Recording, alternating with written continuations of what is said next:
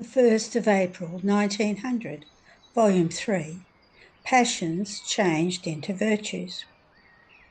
After waiting and waiting, my sweet Jesus made himself seen within my heart.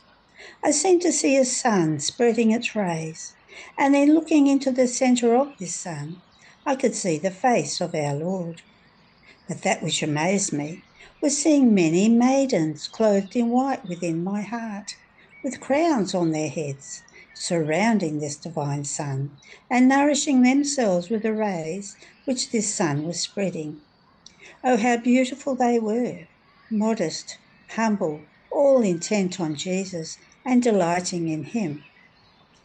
Not knowing the meaning of this, with a little bit of concern, I asked Jesus to let me know who those maidens were, and Jesus told me, "These maidens were your passions, which now by my grace I have changed into as many virtues, from which my noble cortege, remaining all at my disposal, and I as recompense keep nourishing them with my continual grace.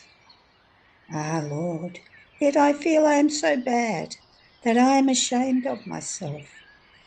End of the reading. The 1st of April 1909, Volume 9. Jesus bejewels the soul with the gems that come from suffering. Since I was feeling very much in suffering, to the point of being unable to move, I was offering my little sufferings together with those of Jesus, and with that intensity of love with which he intended to glorify the Father, to repair for our sins, and to obtain all those goods which he impetrated with his sufferings.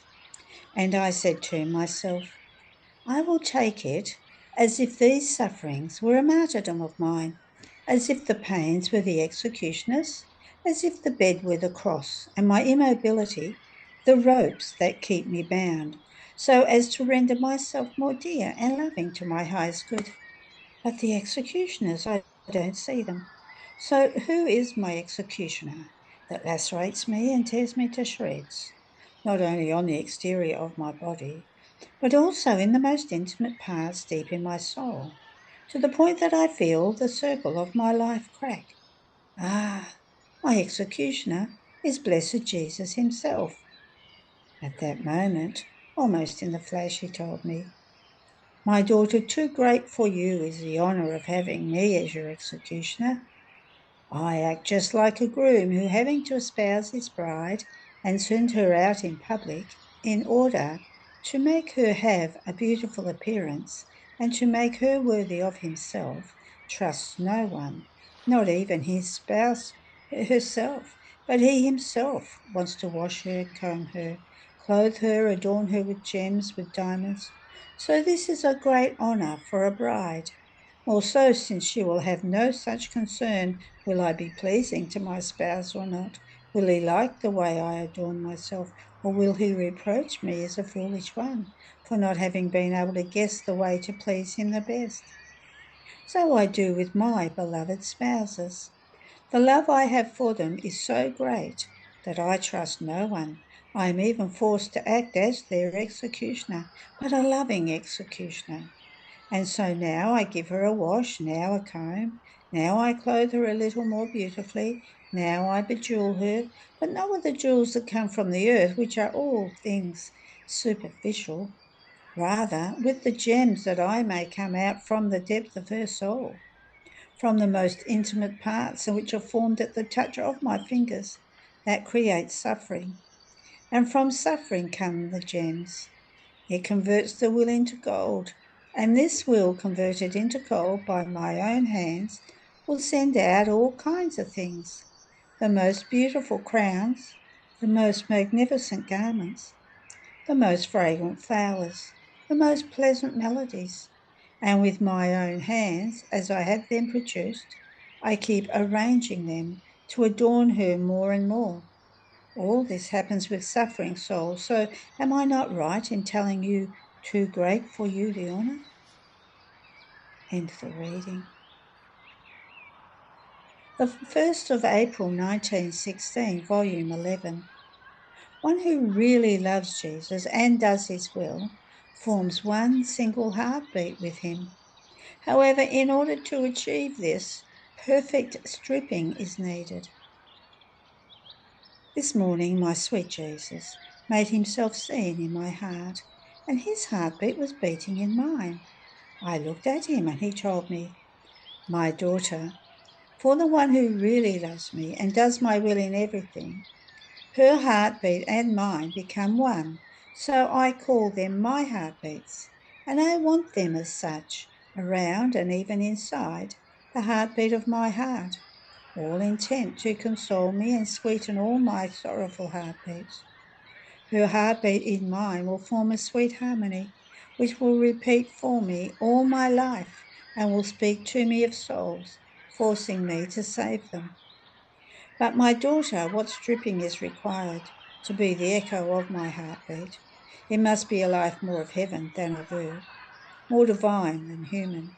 Even one shadow, one tiny thing, is sufficient to prevent the soul from feeling the strength, the harmonies, the sanctity of my heartbeat. So she is not the echo of my heartbeat. She does not harmonize together with me, and I am forced to remain alone in my sorrow and in my joys. And I received these sorrows from souls who knows how much they had promised me, but when it came to the decisions, I was left disappointed by their promises." End of the reading. The 1st of April 1922, Volume 14. Reason for the sufferings of Luisa, which surpass those of purgatory. The most humiliating step of the Passion of Jesus was that of being clothed and treated as a madman. Each pain that Jesus suffered was nothing other than the echo of the pains which creatures deserved. I am going through most bitter pains. Start again. I am going through most bitter days because of the privation of my sweet Jesus. If he makes himself seen, it is like lightning that flashes by. What pain, what torment. My mind was darkened by the thought that my life, my all, would never come back again. Everything is over for me. What shall I do to find him again? To whom shall I run? No one is moved to pity for me. While I was thinking of this and other things, my lovable Jesus came and told me, "Poor daughter of mine, poor daughter of mine, how much you suffer. Your painful state surpasses even the state of purging souls. In fact, if these are deprived of me, it is because of the sins with which they see themselves smeared and which prevent them from seeing me, and they themselves do not dare to come before me, because before my infinite sanctity there is not a tiny flaw that can resist in my presence. And if I allowed them to be before me, this would be the greatest torment for them, such as surpass the very pains of hell. The greatest torture I could give to a soul would be to keep her stained before me. So in order not to torture her more, first I let her be purged, and then I admit her to my presence. But between me and the little daughter of my will, it is not sins that prevent me from making myself seen. It is my justice that places itself between me and her. Therefore, your pain from not seeing me surpasses any other pain. Poor daughter, courage. You have had my same lot. How terrible are the pains of justice. And I can share them with one who lives in my will, because it takes a divine strength to bear them. But do not fear, I will return soon, according to the usual way. Let the rays of justice touch the creatures.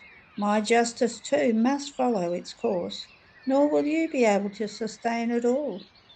Then I will be with you as before. But in spite of this, I am not leaving you. I too know that you cannot be without me. Therefore, I will remain in the depth of your heart, and we will plead together. Afterwards, I followed the hours of the Passion, and I followed my sweet Jesus in the act in which he was clothed and treated as a madman. My mind was wandering in this mystery, and Jesus told me, "My daughter, the most humiliating step of my passion was precisely this, being clothed and treated as a madman. I became the amusement of the Jews, their rag. Greater humiliation my infinite wisdom could not bear. Yet it was necessary that I, Son of God, suffer this pain. My sinning man becomes mad. Greater madness there cannot be. And from king as he is, he becomes the slave and the amusement of the most vile passions which tyrannize him, and more than a madman, chain him as they please, casting him into mud, and covering him with the most filthy things. Oh, what great madness sin is! In this state man could never be admitted before the Supreme Majesty. Therefore, I myself wanted to bear this pain so humiliating, in order to plead for man that he might leave this state of madness, offering myself to my celestial Father to suffer the pains which the madness of man deserved. Each pain I suffered in my passion was nothing other than the echo of the pains which creatures deserved. That echo boomed over me and subjected me to pains, to scorn, to derisions, to mockeries. April 1928 and 24. Necessity of the test. What the test will be for the children of the divine kingdom. One who lives in the divine will offers royal acts to God. The long story of the divine will. Example. My abandonment in the divine will is continuous. But while I was all abandoned in it, I was thinking to myself, what might be the test that Jesus will want from those who will live in the kingdom of the divine will? If Jesus wants a proof of loyalty from everyone in order to confirm the state to which he calls them, and to be sure of being able to entrust to the creature the goods he wants to give her, much more will he require this proof from the children of his kingdom. That will be the most sublime state that can exist. But while I was thinking of this, my always lovable Jesus moved in my interior and told me, "My daughter, indeed, there is no certainty without a test. And when the soul passes the test, she receives the confirmation of my designs and everything that is necessary to her and befits her in order to carry out the state to which she has been called by me. This is why I wanted to test Adam, to confirm his happy state and his right of kingship over the whole creation. And since he was not faithful in the test, by justice he could not receive the confirmation of the goods that his Creator wanted to give him. In fact, through the test, man acquires the seal of faithfulness that gives him the right to receive the goods that God had established to give him in the state to which his soul had been called by him.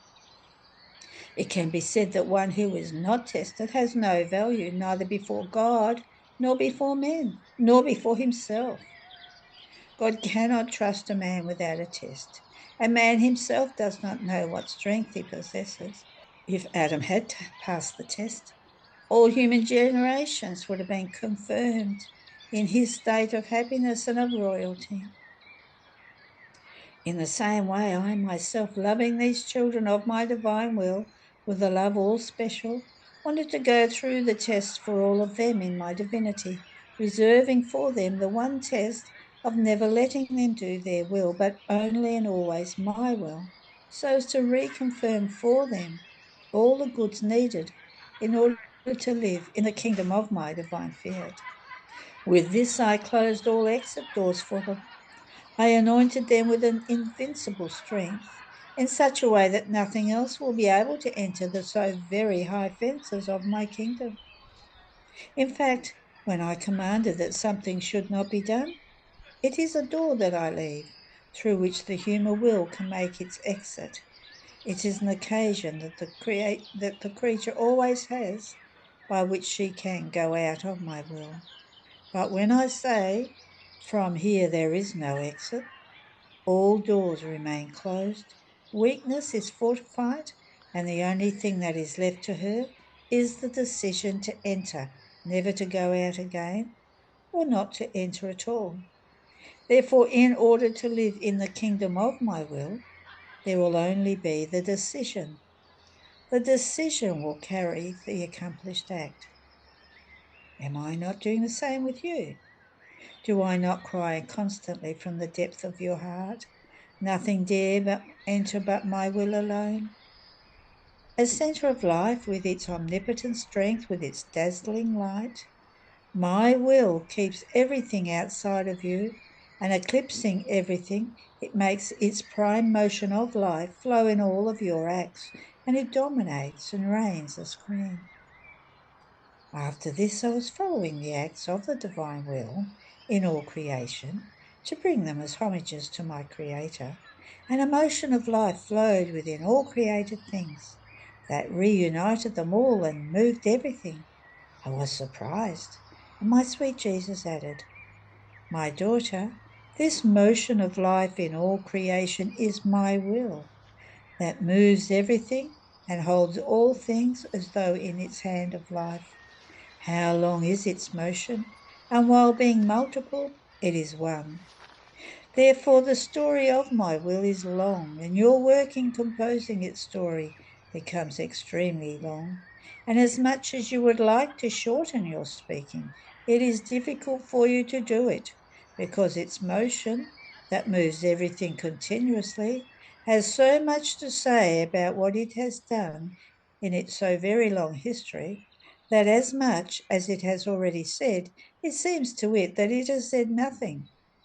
And since the motions, all lives, all fields are its own, it has many ways to narrate its long story, and you will be the narrator and the bearer of the story of an eternal will that, while telling you its story, involves you within it, to give you the life of its acts and to communicate to you, as much as is possible for you, its motion and the goods it contains. Therefore, you must know that one who lives in my will offers royal acts to the eternal majesty, acts that can be found only in the divine royal palace of my will. When the creature comes before us with the royal acts that our will does in all creation, only then do we feel truly honoured by her. These are divine acts worthy of our majesty. On the other hand, one who does not live in our will, as much good as he might do, offers us always human acts, not divine, acts that are inferior to us because the royal act of our divine fiat does not flow in them. It happens as to a king who is served by a page boy of his with all the things that are in his royal palace, even though they are his own things. The king feels honoured because if he drinks his pure water in golden vases, clear and clean. If he eats, the food is worthy of him and is given to him in silver platters. If he clothes himself, he is brought royal garments that fit him as king. The king feels all pleased and satisfied because he is served with the royal things that belong to him. On the other hand, another page boy serves the king, but when the king wants to drink, he goes to his own miserable home to take his turbid water and brings it in vases of clay, not well cleaned. If the king wants to eat, he goes to his own unrefined food and in disgusting plates. If the king wants to clothe himself, he brings him unadorned garments, unworthy of a king. The king is not pleased nor honoured in being served by this page boy. Rather, he remains with a pain in his heart and says, "How can this be? I have my own royal things, and this one dares to serve me with the miserable things of his home." The first page boy is the one who lives in my will. The second is one who lives of human will. What a great difference between the two. End of the reading. The 1st of April 1930, Volume 28. What it means to enter into the prime act of the divine will. The little drops that the creature forms in its sea of light. How God in all created things places as many acts of love for as many times as the creature was to make use of them. How life has need of nourishment.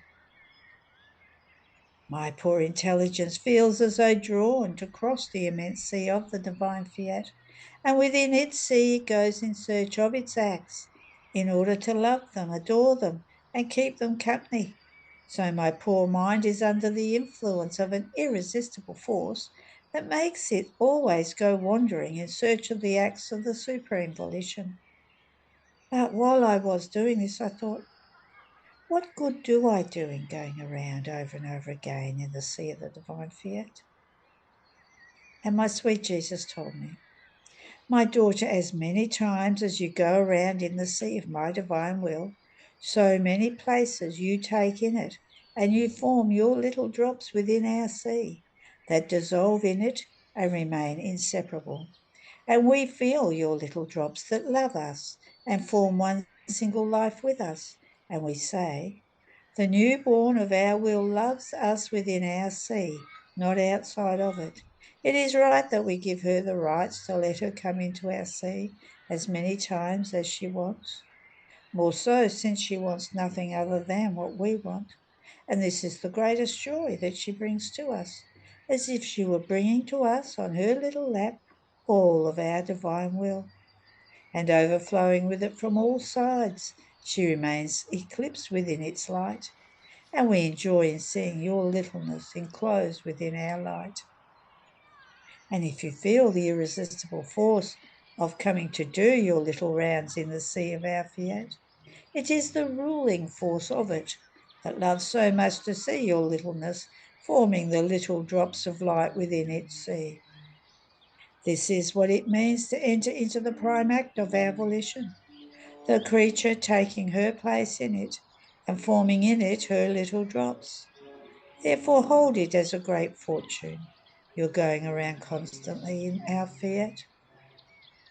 Then I was following the acts of the divine fiat in the creation, and it seemed to me that all were palpitating with the love of their Creator toward the creatures. The heavens, the stars, the sun, the air, the wind, the sea, and all created things are in perfect accord among themselves, so much so that even though they are distinct among themselves, yet they live as though fused together. And this is so true that wherever there is the light of the sun within the same space, there is air, wind, sea, earth, but each one has its distinct heartbeat of love toward the creature. But while I was thinking of this and other things, my lovable Jesus, clasping me in his arms, told me, my daughter, our love in creation was exuberant, but always toward man. In each created thing we placed as many acts of love for as many times as the creature was to make use of them. Our divine fiat, that maintains the balance in all creation and is perennial life of it, as it sees that the creature is about to use the light of the sun, puts our love in exercise to make the creature encounter it in the light that she receives. If she drinks, our love makes itself be encountered, so as to say to her while she drinks, I love you. If she breathes the air, our love says to her repeatedly, I love you. If she walks, the earth says to her under her steps, I love you. There is not one thing that the creature may take, touch, or see in which our love does not make its happy encounter with the creature by saying to her, I love you, to give her love. But do you know what the cause is of so much insistence of our love? To receive in each thing that the creature may take, the encounter of her love. So the infinite love wanted to meet with the finite love and form one single love. so as to place in the creature the balance of its love. And since the creature makes use of created things without even thinking that our love comes to meet her in the things that she takes, to hear our repeated refrain, I love you, and she makes use of them without having a glance for he who is sending them to her, the love of the creature remains unbalanced, because not meeting with our love, it loses the balance and remains disordered in all its acts, because it has lost the divine balance and the strength of the love of its Creator. Therefore, be attentive with your requital of love to repair me for so much coldness of creatures. Then I continued my round in the acts of the divine will, and I thought to myself, but what is the use of the so many times I go round and round in the fiat to follow its acts? And my sweet Jesus added, my daughter, all lives have need of nourishment. Without nourishment, a person neither forms nor grows. And if nourishment is lacking, there is the danger that life may be taken away from him. Now, following my will, uniting oneself to its acts, going round and round in it, serves to form the nourishment with which to nourish, form, and make its life grow in your will. Nor can it form in the creature or grow if she does not enter into it, and by the union of her acts, it forms in her its birth of light, to form its life of divine will in the creature. And the more acts of divine will she forms, and the more she unites herself with its acts and lives in it, the more abundant food she forms to nourish it and to make it grow more quickly within her soul. Therefore, your going around in it is life that it forms. It is nourishment that serves the development of the life of my divine fear, of my divine will in your soul. And it serves to prepare the food to nourish my will in the other creatures. Therefore, be attentive and do not want to stop. End of the reading. There are no more readings today.